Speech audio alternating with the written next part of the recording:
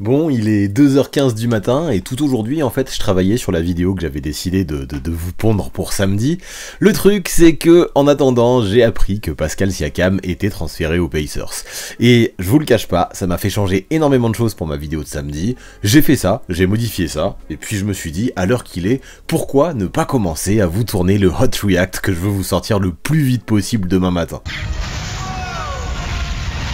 Si tout va bien, vous le verrez au réveil à 7h parce que je veux en parler. Pascal Siakam aux Pacers, c'est une sacrée dinguerie quand même. Alors on va essayer d'analyser ça à chaud, on va voir ce que ça donne pour les équipes concernées et notamment les Pacers qui sont la team qui m'intrigue le plus dans ce deal. Donc on ne perd pas plus de temps, on y va. Avec l'arrivée de Pascal Siakam, les Pacers peuvent-ils créer la surprise dans la conférence Est ?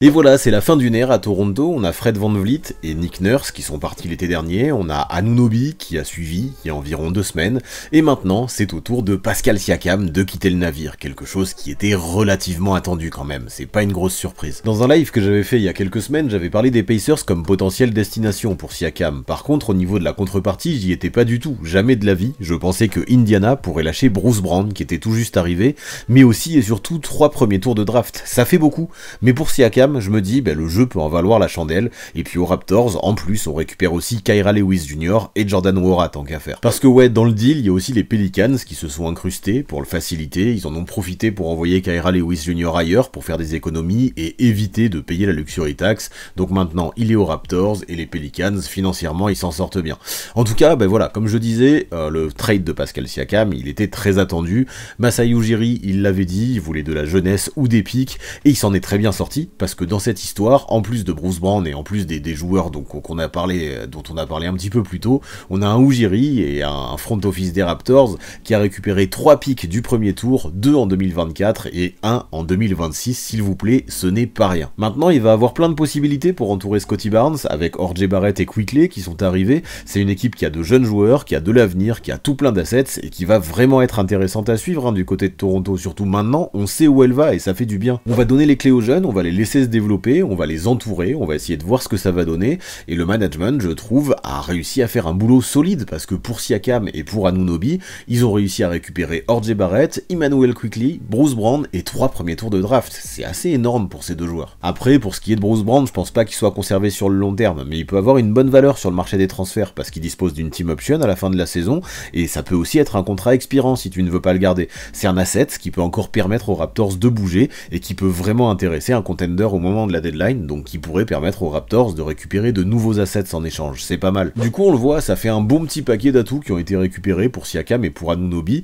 et ça y est, à Toronto, on lance officiellement l'arc Scottie Barnes, le joueur est prêt. Ujiri sur le papier, je trouve qu'il a bien géré, il a fait un très bon coup, surtout quand on sait que Siakam, il était free agent à la fin de la saison, il aurait pu partir cet été contre rien en échange. Là, les Raptors, ils ont réussi à avoir une belle contrepartie en échange de Siakam, et maintenant ils débarquent, ils débarqueront pour la prochaine off-season avec une équipe qui est déjà jeune mais qui a aussi un capital de draft qui est assez énorme, et ça, ça c'est plutôt cool. Mais voilà, même si c'est un bon coup, le plus gros coup c'est quand même Indiana qui le fait dans cette histoire, parce que Siakam, on le sait, il était très courtisé sur le marché là avant la deadline, malgré justement ce statut d'agent libre qu'il aura l'été prochain, et au jeu des enchères, c'est Kevin Pritchard et les Pacers qui ont gagné, alors qu'il y avait d'autres équipes comme les Hawks et les Warriors aussi qui étaient des candidats sérieux selon les rumeurs, mais non, visiblement c'est Indiana qui a proposé la meilleure offre, et c'est Indiana qui a réussi à convaincre Masai Ujiri. Du coup, pour la première fois de sa carrière, le Camerounais va jouer pour une autre team que Toronto, où là-bas il aura gagné un titre en 2019, avec un gros rôle derrière Kawhi Leonard,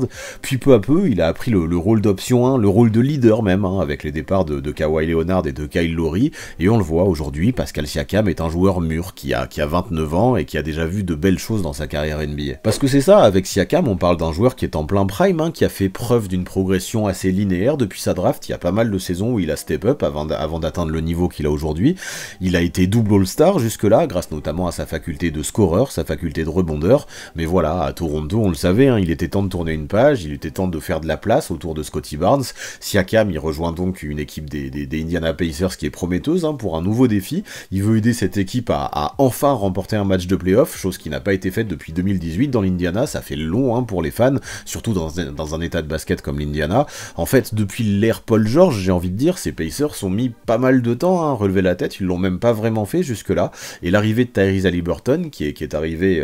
il y a 2 ans maintenant en provenance de Sacramento, mais finalement ça a été peut-être un petit peu la première pierre pour bâtir quelque chose d'autre et quelque chose qui peut être intéressant pour l'avenir. Et ce transfert hein, d'Haliburton, il a tenu ses promesses, hein, parce que le joueur aujourd'hui c'est probablement le meilleur playmaker de la ligue, c'est le meilleur passeur de la NBA en tout cas, avec plus de 12 passes par match, c'est assez énorme, mais aussi quasi 24 points de moyenne par match, c'est complètement ouf. En fait, c'est l'un des joueurs en NBA qui a le plus d'impact sur sa team cette saison, et il a signé un contrat max de 260 millions sur 5 ans l'été dernier, c'est pas un hasard, c'est qu'on compte fort sur lui à Indiana et qu'on est conscient de ses qualités. Sauf que ça, les qualités d'Haliburton, on les connaît, hein, il peut rendre ses coéquipiers meilleurs, sauf que justement, si tu veux faire quelque chose avec lui, l'idée c'est de l'entourer du mieux possible, et pour moi, parmi les teams qui peuvent espérer jouer les playoffs hein, cette saison, Haliburton, avant l'arrivée de Pascal Siakam, c'était un des joueurs majeurs qui avait l'un des pires supporting cast en NBA. Miles Turner c'est pas mal, hein, mais c'est très limité, c'est un joueur qui fait encore beaucoup d'erreurs des deux côtés du terrain, malgré ses 27 ans. Buddy Hield, c'est l'un des meilleurs shooters extérieurs de la ligue, je veux bien l'admettre, mais ça reste un trou noir défensif.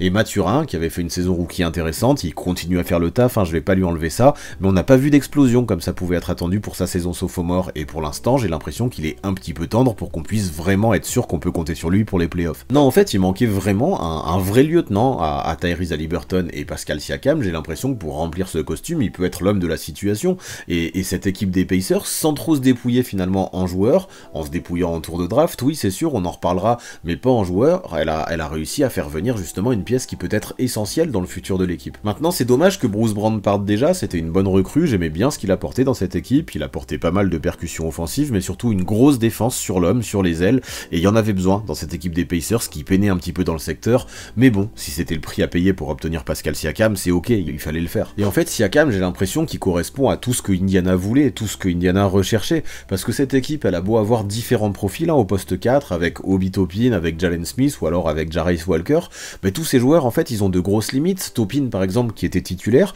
il fait une très bonne saison offensive, c'est l'une des révélations des Pacers en ce début de saison, n'empêche qu'on le voit, match après match, en défense, il est pas au niveau, et justement, avec l'arrivée de Siakam, par rapport à Toppin, ça fait une immense upgrade, mais vraiment des deux côtés du terrain. Puis il faut se rendre compte aussi que dans les petits marchés, comme dans l'Indiana, c'est impossible de construire via la free agency, il faut le faire soit via la draft, soit via des trades, et la franchise a choisi de le poursuivre avec les trades. Elle a déjà eu du flair avec Haliburton, et elle en espère en avoir tout autant maintenant avec la venue de Pascal Siakam qui vient de se faire. Là je me rappelle, l'été dernier par exemple, je souhaitais, quand j'ai imaginé les cibles potentielles dans toutes les équipes NBA, que Jerami Grant arrive aux Pacers, parce que je trouvais que le fit était intéressant en tant que free agent, et je me disais qu'Indiana pouvait bien se positionner sur son cas. Sauf que là, au même poste, au final, je voulais Jerami Grant pour combler ce trou qu'il y avait au poste 4, parce que je pensais qu'il le comblerait bien, et là on a Pascal Siakam qui va le combler, et d'une meilleure façon, parce que Siakam c'est un meilleur joueur que Jerami Grant, et je pense qu'il peut encore mieux convenir à cette équipe des Pacers, parce que si on approfondit vraiment dans le jeu qu'il peut y avoir à Indiana avec Pascal Siakam,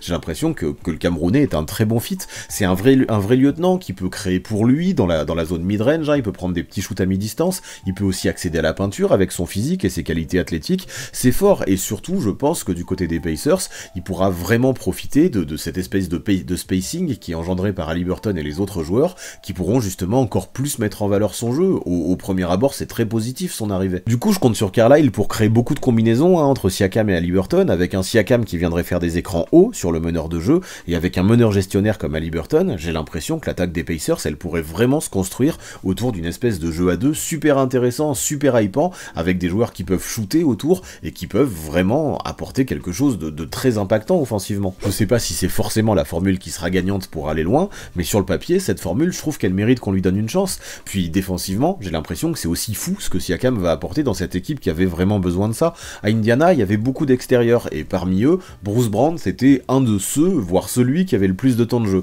Sa mission, c'était de défendre et de switcher partout, au moins sur les postes 2 à 4, j'ai envie de dire. Et ça, Siakam, c'est ce qu'il fait naturellement, et il va le faire sans problème, parce qu'il a un profil bien plus long, long, bien plus athlétique que celui de Bruce Brown, il est plus grand, on a un effectif des Pacers qui est dense, en plus de ça, où on peut compenser l'absence de Bruce Brown, on a des joueurs extérieurs comme Bénédicte Mathurin, comme Aaron Nesmith, comme Andrew Nembhard, qui peuvent vraiment faire le taf et prendre des minutes pour compenser justement le départ de Brown, tandis que Siakam, lui, prendra la place de Toppin dans le 5 de départ, et je trouve que ça, c'est une plus-value exceptionnelle pour ces Pacers. Maintenant, la question, on la connaît, c'est que Siakam, il va être agent libre à la fin de la saison, et est-ce qu'il va être OK pour re-signer à Indiana, qui, on l'a dit, est un petit marché, et c'est le risque qu'ils disent non, et si on a lâché 3 futurs first round, justement pour louer un joueur, même s'il est très bon, hein, pendant seulement 6 mois, bah c'est pas ouf, on a lâché beaucoup pour seulement 6 mois d'un Pascal Siakam qui, a priori, ne t'emmènera pas au titre. Néanmoins, si on regarde de plus près, même si Siakam part cet été, il pourra tout de même aider l'équipe justement à devenir meilleure et à passer un cap sur cette fin de saison, et je pense que ça reste un bon move, parce que les picks qui ont été donnés à Toronto, qui sont de 2024,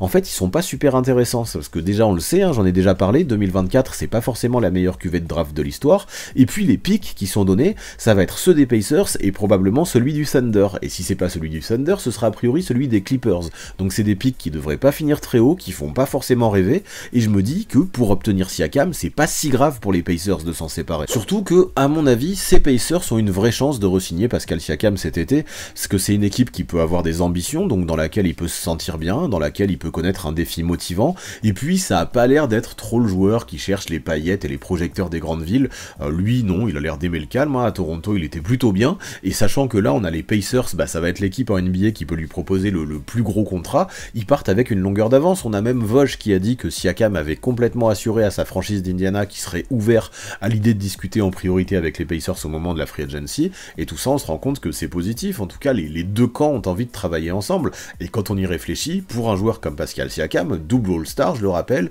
finalement c'est pas si cher payé, et ça peut être un trade win-win entre les deux camps. Vraiment j'insiste, hein, mais ça peut être un excellent coup. Siakam c'est un vrai joueur de niveau All-Star, même s'il va pas l'être cette année, il a connu plusieurs rôles dans lesquels il a été bon, il a été option 1, il a été option 2, il peut faire beaucoup de choses sur le terrain, en attaque et en défense, et surtout faire exactement ce que le coach lui demandera de faire de la façon la meilleure possible. En vrai, il peut être complémentaire à pas mal de systèmes, c'est un joueur qui peut s'intégrer dans plein d'équipes, je pense, dans plein d'endroits, avec des qualités qui peuvent fitter à peu près partout. Maintenant, si on regarde le côté négatif, il faut avouer que depuis le départ de Kawhi Leonard, hein, du côté de Toronto, qui est parti aux Clippers, Siakam a montré qu'il pouvait être un très bon joueur, mais qui n'était pas non plus le plus efficace quand il avait beaucoup la balle dans les mains. De plus, c'est pas un shooter de loin, et je pense que la conclusion de tout ça, c'est qu'il est sûrement tout simplement pas fait pour être une option 1 d'une équipe compétitive. Il est pas fait pour être le ball handler numéro 1 d'une équipe compétitive. Il faut se faire une raison, même s'il a des qualités dans le domaine. Et là, en fait, je me dis avec ce trade qu'il a peut-être juste besoin d'un bon meneur et d'un bon spacing. Et si c'est ça, avec Haliburton, il va complètement être servi du côté des Pacers. C'est la première fois qu'à ses côtés, il aura un playmaker de cette qualité. J'ai hâte de voir ce que ça va donner, parce que je me dis que Siakam, pour briller, il a sûrement juste besoin d'être servi comme il faut, dans les bons timings, dans les bons spots, mais surtout besoin de ne pas être over-responsabilisé comme il l'a été pendant longtemps à Toronto. Et puis c'est intéressant aussi de voir que Miles Turner est complémentaire. En attaque, il va partager le terrain avec lui dans la raquette, vu que Turner évolue au poste de pivot, il possède une bonne adresse de loin, et justement j'aime bien le fait qu'il puisse écarter le jeu et créer encore plus d'espace à Siakam, qui du coup pourra s'en donner à cœur joie pour attaquer le cercle. Mais en défense c'est la même, on parle de deux hommes avec une envergure géante, et vraiment avec ces deux gars, même si du côté de Miles Turner j'aimerais que ça gagne encore en maturité, mais ça peut sortir les barbelés. Non, quand on regarde tout ça, on le voit, hein, cette arrivée de Siakam, même si forcément il va falloir une phase d'acclimatation, il y a beaucoup de signaux qui sont au vert. Donc bien sûr maintenant qu'à ce stade de la saison, tout le monde espère qu'un transfert transforme directement une équipe pour en faire un contender ou un favori pour le titre. Ce sera pas forcément le cas à Indiana, là je dis pas qu'avec Siakam ces Pacers joueront le titre, du moins pas cette saison. Chaque chose en son temps du côté des Pacers. Néanmoins, avec un coach offensif comme Rick Carlisle, ça peut jouer au basket bien comme il faut avec Siakam dans cette équipe d'Indiana, et je pense que ça va valoir le coup de mater ça, parce que déjà que cette équipe est plaisante à voir jouer, avec un joueur comme Siakam en plus de ça, elle peut être compétitive et toujours très très fun à observer. Un Siakam, athlétique comme il est, qui va jouer dans un basket ultra rapide, ultra offensif, comme le pratiquent les Pacers, ça peut vraiment envoyer du bois, et je me dis que dans ce basket-là, dans ce système de Rick Carlisle, il y a un monde où le Camerounais peut vraiment se gaver. En vrai, déjà que les Pacers, avec Tyrese Haliburton et cet effectif-là, arrivaient à embêter pas mal de gros, d'un coup j'ai l'impression que cette équipe devient bien plus impressionnante, et en playoff, si ça clique, je dis pas qu'ils vont aller au bout, encore une fois, bien sûr que non, mais je me dis que ça peut être une équipe qui devient un vrai poil à gratter, même pour les grosses équipes, et franchement, pour des fans de l'Indiana qui n'ont pas vu les playoffs avec leur équipe depuis 2020, et encore ces playoffs ils les ont pas vus directement parce qu'ils ont eu lieu dans la bulle, voir cette team, ou imaginer cette team jeune des Pacers qui pourrait cette saison gagner quelques matchs en post-season, et pourquoi pas, qui sait, hein, sur un coup du sort ou sur une bonne série, passer un tour, ce serait une immense satisfaction pour les fans, et je pense que la venue de Pascal Siakam, elle va dans ce sens, elle va donner du bonheur avec cette arrivée. J'ai l'impression que les Pacers peuvent enfin avoir ce genre d'ambition. Ça va être hyper intéressant à suivre, parce que c'est une étape à passer, qui peut être franchie avant d'imaginer potentiellement la suivante, et j'ai l'impression qu'avec cette arrivée de Pascal Siakam, les Pacers sont aujourd'hui sur de très bons rails en l'associant avec Tyrese Haliburton.